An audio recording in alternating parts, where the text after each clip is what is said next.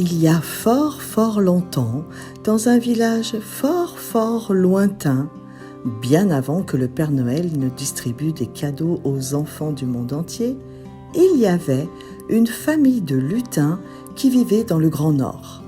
Ces lutins étaient les ancêtres du Père Noël et ils avaient tous un physique rigolo.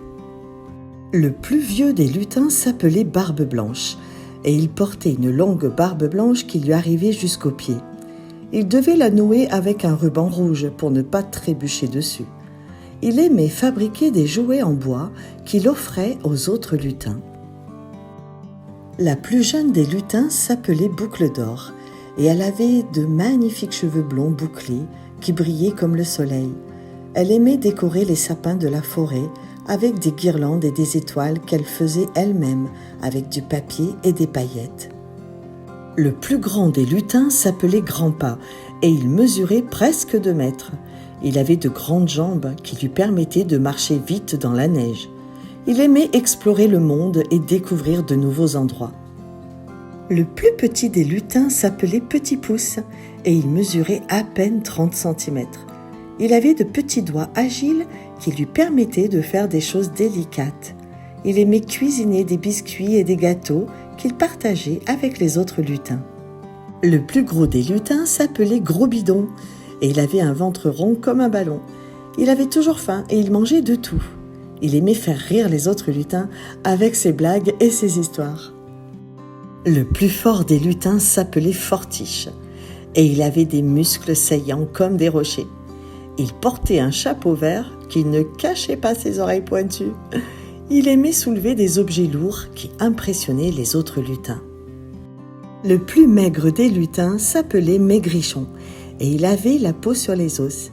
Il n'aimait pas trop manger, mais il aimait boire du chocolat chaud. Il aimait lire des livres et apprendre des choses. La plus belle des lutins s'appelait Belle Lune. Elle avait un visage doux comme la lune. Elle portait une robe bleue qui scintillait comme les étoiles dans la nuit. Elle aimait chanter des chansons qui apaisaient les autres lutins. Ces 8 lutins formaient une famille joyeuse et unie, qui vivait dans une petite maison en bois au milieu de la neige. Ils s'entraidaient, se respectaient et s'aimaient beaucoup. Un jour, alors qu'ils étaient devant leur maison, ils virent un traîneau tiré par des rennes qui volaient dans le ciel. Ils furent très étonnés et curieux. Et ils décidèrent de le suivre. Ils arrivèrent devant une grande maison en pain d'épices où le traîneau s'était posé. Ils frappèrent à la porte et un homme à la barbe blanche et au manteau rouge leur ouvrit. C'était le Père Noël qui venait de rentrer de sa tournée annuelle. Il les accueillit avec un sourire chaleureux et les invita à entrer. Les lutins furent émerveillés par tout ce qu'ils virent, des jouets par milliers, des bonbons à profusion, des décorations féeriques. Le Père Noël leur expliqua qu'il aimait faire plaisir aux enfants du monde entier en leur offrant des cadeaux chaque année. Les lutins se sentirent tout de suite en affinité avec le Père Noël, car ils partageaient les mêmes valeurs de générosité, de créativité et de bonne humeur. Ils lui proposèrent de les aider à fabriquer, à emballer et à distribuer les cadeaux.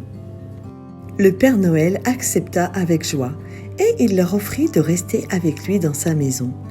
Ainsi commença une belle amitié entre le Père Noël et les lutins qui devinrent ses fidèles assistants. Ils travaillaient ensemble toute l'année et ils s'amusaient beaucoup.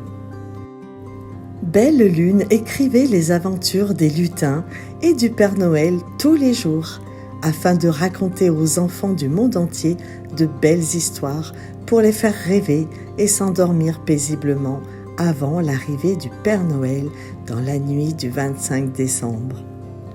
Lorsqu'elle relisait ces textes, Bébé Reine en profitait pour l'écouter et il avait le privilège d'assister en avant-première aux histoires incroyables de la magie de Noël.